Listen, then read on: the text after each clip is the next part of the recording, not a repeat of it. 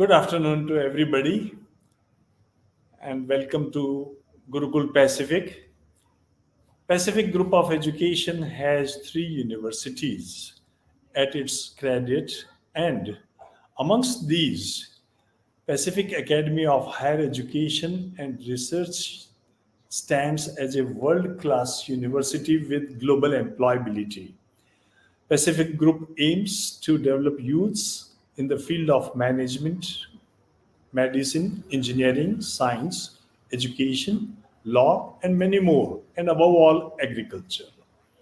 Gurukul Pacific is an extraordinary YouTube platform of this university which regularly caters high quality educational content for the society and the student community. Coming to today's program, which is related to agriculture, you know, agriculture is a backbone of Indian economy. Pacific University, besides developing skilled human resource in agriculture, is determined to disseminate innovative technology to farming community for sustainable livelihood security. Today, in the series of topics, Gurukul Pacific is organizing an expert session on carbon crediting in agriculture for higher economic returns. Carbon crediting in agriculture encourage farming or the farming community to adopt sustainable practices to reduce greenhouse gas emissions. Farmers can generate credits by using multiple agri practices to reduce these gases in the atmosphere. Carbon credits can be sold and farmers can enhance their economic returns additionally. Dr. R.S. Yadav, who served in many institutes at institutes of Indian Council of Agriculture Research at Jhansi or at the Modipuram, and he was the head ICR Indian Institute of Soil Water Conservation R.C. Datia from 2016 to 2023, and also Director Acting ICR Indian Institute of Soil Water Conservation, Dehradun from May 20 to April 21. Dr. Yadav has a vast experience of agroforestry, soil water conservation, watershed management, integrated farming system, and carbon accounting.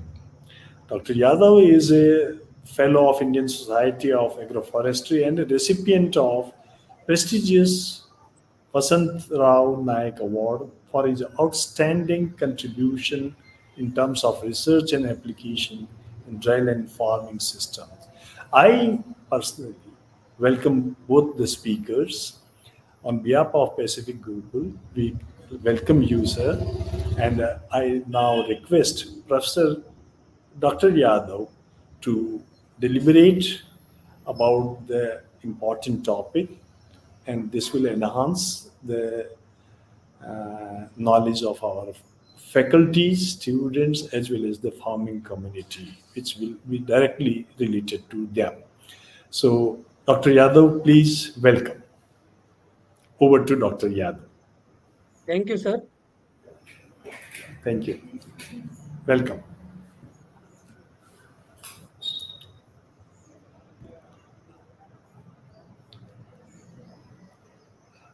Thanks, dear friends. You know that these times, everyone knows that we are facing the ill effects of climate change, which is due to our anthropogenic activities and affecting every parts of life, whether it is agriculture, whether it is industry. You can have an example. In these days, we are experiencing, other this industry is experiencing heavy floods. Middle East, they are also experiencing heavy floods. All these are ill effects of the climate change. In this brief talk, I am going to have some broad idea of carbon agriculture for high economic returns. And there are many, as you know, that carbon credit in agriculture. This like trade like other commodities we trade in our daily life. Just like carbon is also a commodity. And after this talk, we will know that climate change is real. Now there is no doubt about it. Maybe due to these activities, anthropogenic activities, or maybe by evolutionary effect. All of the across the globe, governments are making efforts to tackle this climate change and to account and mitigate the climate change. We have developed methodologies to assess and mitigate this climate change. Architect future development for mitigation of climate change. We have all institutional arrangements at global level and at country level also. And if we tackle this climate change, that will be a situation for all of us. Under program activities, we can say bundling of many projects. This agriculture farming approach is a good candidate to contribute towards better world.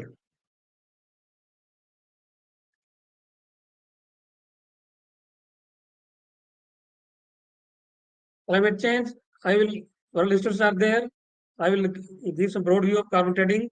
Then, as on today, what is the necessary status as far as carbon trading in agriculture is concerned? And then assess and mitigate through a case study.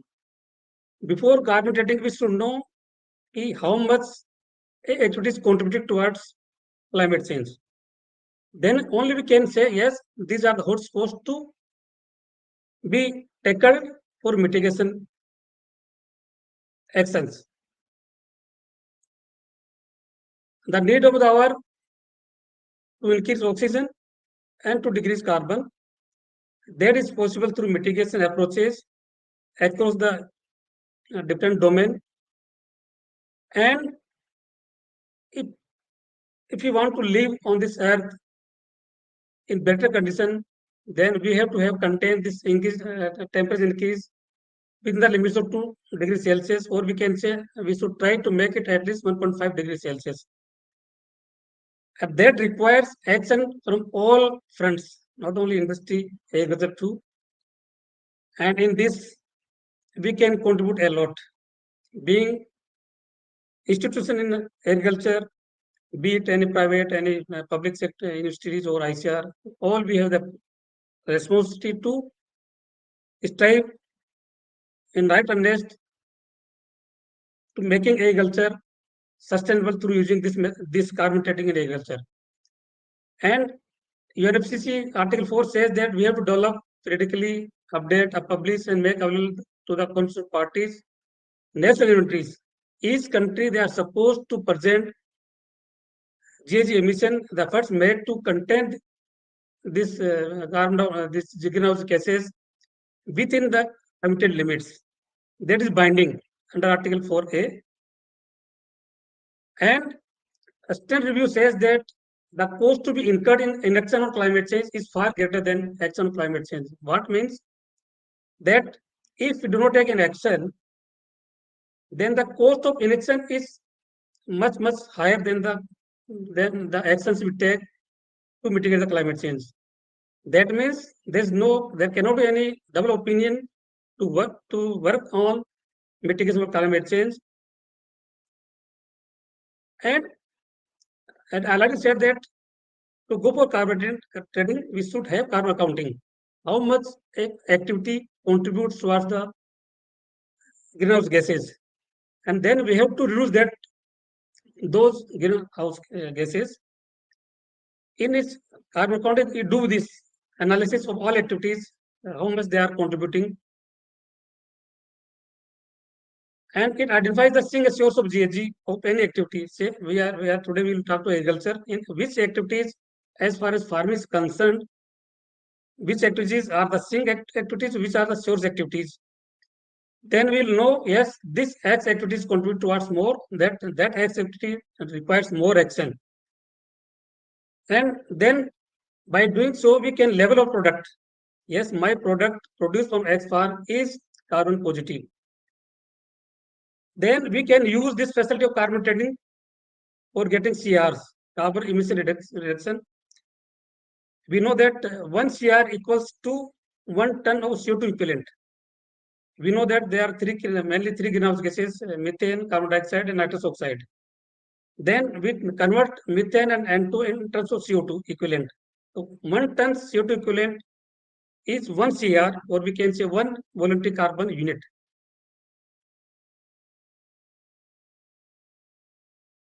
And it's very simple.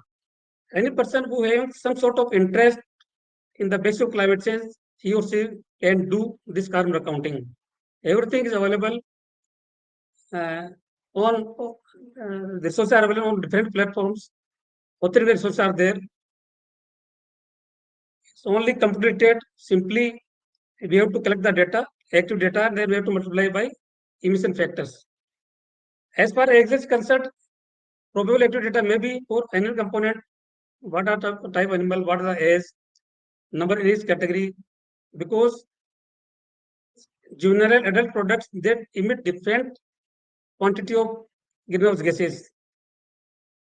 And manure production is also one of the component of this GHG emission. Then core component farm operations, fertilizer applications, manure application, and course crop residue, burning of crop residue, pesticide application, irrigation. All these activities contribute towards emission of greenhouse gases. So we should make the inventory of all these activities to have carbon accounting. Then almost all farms have different trees of different density on their farm. Trees act as sink. So we have to quantify, we have to make the inventory of trees also on a farm. And we know that GHG emission, when we multiply any activity by respective emission factor, then we get the GHG emission, how much GHG emission we are getting. Suppose we are applying urea, then urea application, urea itself is activity data, and corresponding, if we multiply by corresponding emission factor, then we get GHG emission to do urea application. Like we have suppose 10 buffaloes, farmers have 10 buffaloes of a particular category, then we have to multiply that number by respective emission factor. Then we get GHG emission by that particular animal of particular category. Then there in methodologies, there are three tiers: tier 1, tier 2, tier 3.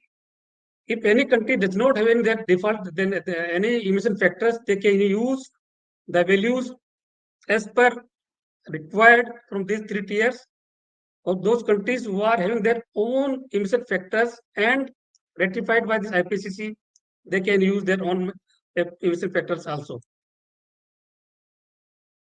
To do this, either we have to lower the value of A or lower the value of emission factor, or we can act upon both these factors to reduce GHG emission. While working at Modipuram, we made an analysis of Meerut district, covering 4 blocks, and from each village there were 2. In each block there are 2 villages. From each village we selected 10 farmers, then 80 farmers data.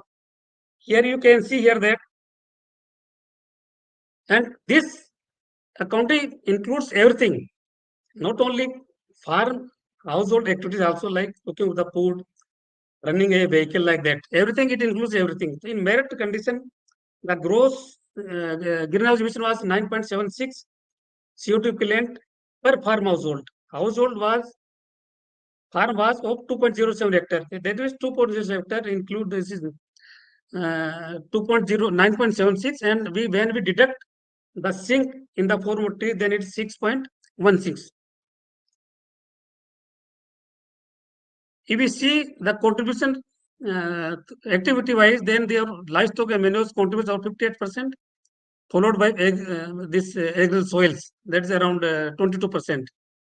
That means we have well placed methodology to go for carbon accounting. Here, suppose conceptually we want to utilize this 6.16 CO2 equivalent, then we can go for agroforestry. By simply planting trees on boundary, we can make the farm carbon neutral. If we go for balanced fertilization, then we go for livestock management through management diet. If we do some farm operations, then we use some any machinery which are energy efficient, then we make a farm carbon neutral. Now we can see that this Meerut region is highly intensively cultivated, and when we can make carbon neutral these farms in this region, then we can easily make with lower efforts these other farms, other part of the country carbon neutral, even carbon negative. That means now we can say through our this small study, even we can make the farms carbon neutral without compromising the crop yields. Now, suppose somebody wants to have a project on carbon dating agriculture, then that involves many steps. The main step project proposal, one should conceptualize the model. Then there should be assessment of the project and code trending. We have to, because it involves many steps, and it involves cost also. The cost is very high. Then if suppose we do some activity in agriculture for carbon trading, then what will the effect of that activity on environment? That we should assess it. Then we, after doing this, if we get some positive feedback, then we should go for farm registration and carbon rights transfer. Because by doing this environmental effect assessment, we should know that we will be knowing that this we are going to go for this activity, and this activity will, through this activity we can mitigate this much of carbon CO2 equivalent, and then we go for farm registration against those carbon equivalents. Then based on that we should go for PDT development. Based on this PDT we should go for implementation, then validation, then monitoring and verification, and lastly then marketing and selling carbon credits. Dear friends, all these activities involves a huge cost. We have to hire consultant, we have to hire auditors, we have to hire technical persons, and all these activities carry the cost. Here I can say, suppose a farmer wants carbon credit. A single farmer is very difficult to get carbon credit. There should be a cluster approach, maybe whole district, maybe a cluster. The landscape for this activity should be in hundreds of hectares. Then then only be this project carbon credit be beneficial. Otherwise, the cost is higher than the CRs and carbon trading.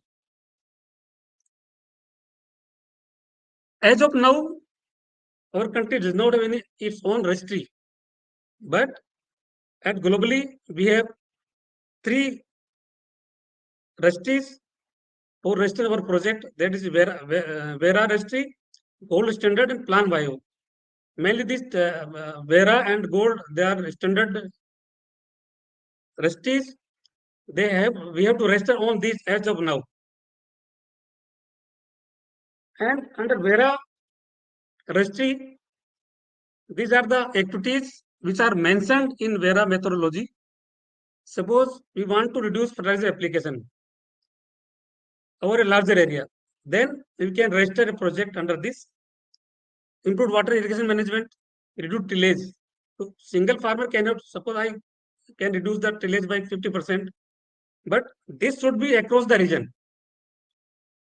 Then improve crop planting, harvesting with crop rotation, crops, improved grazing practices. All these are listed in Vera standards, and against those activities we can register our project. Rice cultivation methodology. If there are different conditions of rice cultivation, if we can reduce the irrigation requirement of rice fields, then it also a good candidate for carbon trading. We can go for alternate wetting drying. We can go direct seeded rice. All these activities can fetch CRs.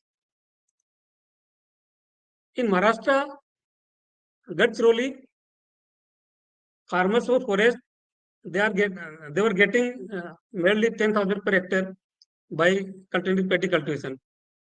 Then F4F convinced the farmers, and they have gone for some sort of plantation, and that project was registered, and now they are carrying around 60,000 to 1,60,000 per hectare.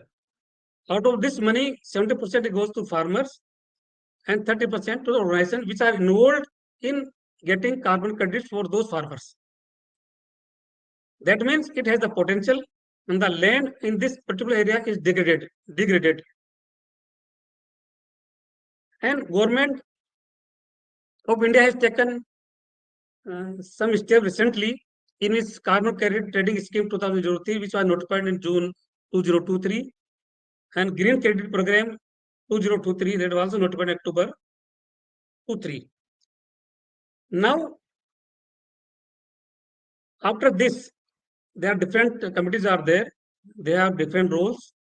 For carbon credit trading scheme BE, Bureau of Energy Efficiency, the administrator. For green credit program, our this ICP Dehradun is the administrator.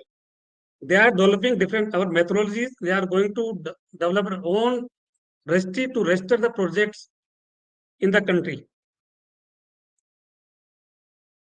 In green credit program, tree plantation, water management, sustainable agriculture. These are three agriculture activities which are we will find once our this registry is registered. All these activities will be part of our carbon trading. At the same time, because we cannot take risk to mitigate the climate change, then there is issue of permanence. Suppose any activity increases carbon stock in the soil, that carbon stock will be there only when that particular activity continues. If a farmer discontinues that activity, then carbon stored in the soil will be lost. So there is an issue of permanence which should be addressed. Then additionality, any mitigants should be in addition to the activity the farmers are doing. Leakage also. Suppose at X place we have given the carbon credits, and that activity which was contributed towards CO2 evolution or greenhouse emission has been shifted to some other place. So there is possible leakage also. These are main three issues which needs to be tackled. And there is huge transaction cost, low credit price, certification, measurement, monitoring, non-performance risks, and policy interests are always there. By this small presentation, now we can say that everything is well placed.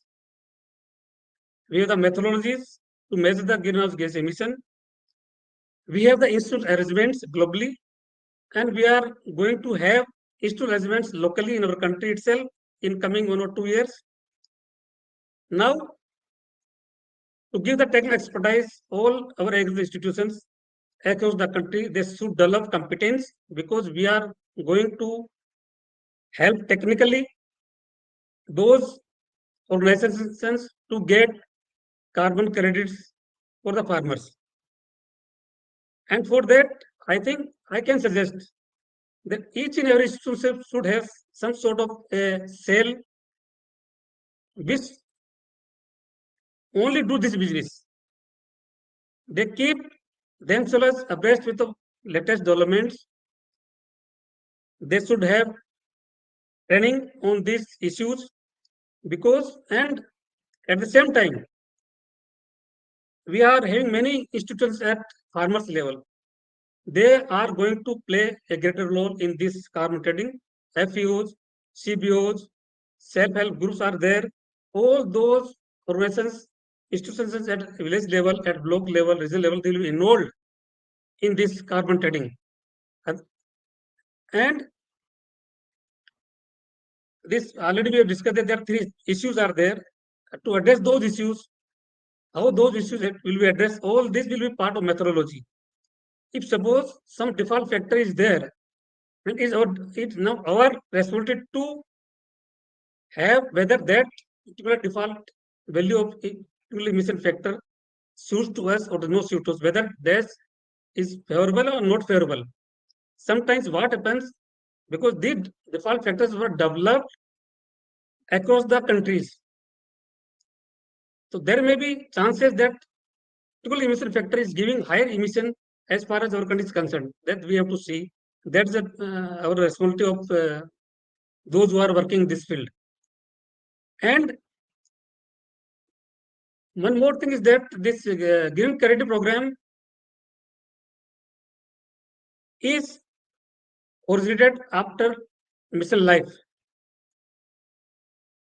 That is project-based activity. There is not non-compliance activities there, and you know that Mission Life is the responsibility of all of us. It's not only a particular farmer or any other institution. It's responsible for all of us. So in a few moments, do we have own come to our future generations? Yes, we all own accountability, not only farmers.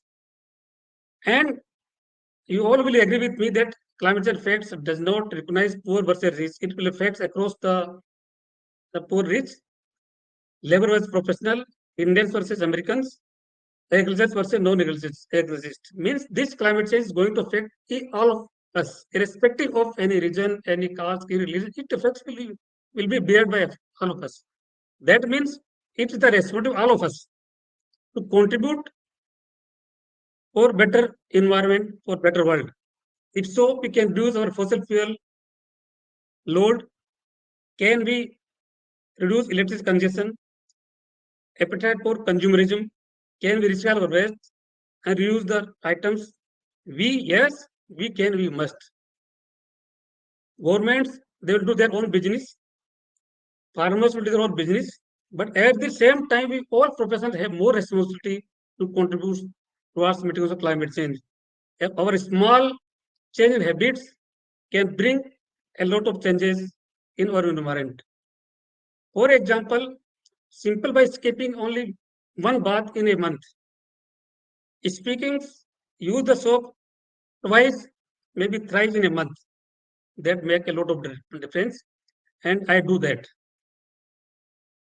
Finally, I'm thankful to Sarasar Maluji, who identified me to give the lecture. And I also like to say that each topic, we can give lecture on each topic, on each slide. It's huge topic. It's very difficult to concise in 20 minutes. It's very, very difficult. You take Yes. any point out of this, we can talk hours together. Yes. There are many, many things. So with this, this brief presentation, just simple introduction. I can just by simple introduction. That means I can conclude that we have everything to act upon. We have everything. Simply, we have to plan. Yeah, We have to plan. that's great. And I hope that this specific university can take the role in this region, lead role. And I know that region has huge potential. That region Yeah. has degraded lands and sparse vegetation. So I think if better, he should act first, Yes. and we should so that we can lead others. So thank you very much. If any clarification, most welcome. Thank you very much, Dr. Yadav sir, and it's a wonderful message you have given, and how the farmers can, with following different agricultural practices, they can utilize their lands and they can check the greenhouse gas emissions. Then they can add carbon to their soils, which is the need of the hour, and that can be turned up into the money. And you have quoted good examples that from 10,000 to 1,60,000 per hectare can be additionally grown. But let us also pledge, you have rightly pointed out that how to save the electricity, how to use the crop residues, wastes, and that can definitely help us. And the point which you have raised is wonderful. I would like to highlight that the Pacific University, particularly this, is located in Udaipur, and it is located in the hilly areas, and the address is Pacific Hills. So And you will surprise that during this process in the last 25 years, the honor and the founder of this university has planted. I would like to show everybody, and I would welcome you also. The campus contains 1,25,000 trees. It's such a huge one. So the process has already started, and a lot of being recycled. It's a green campus, and the water is recycled. So the effort has already been initiated, and it needs further. And you have given so many things, ideas also, and we would like to invite you also sometime to help us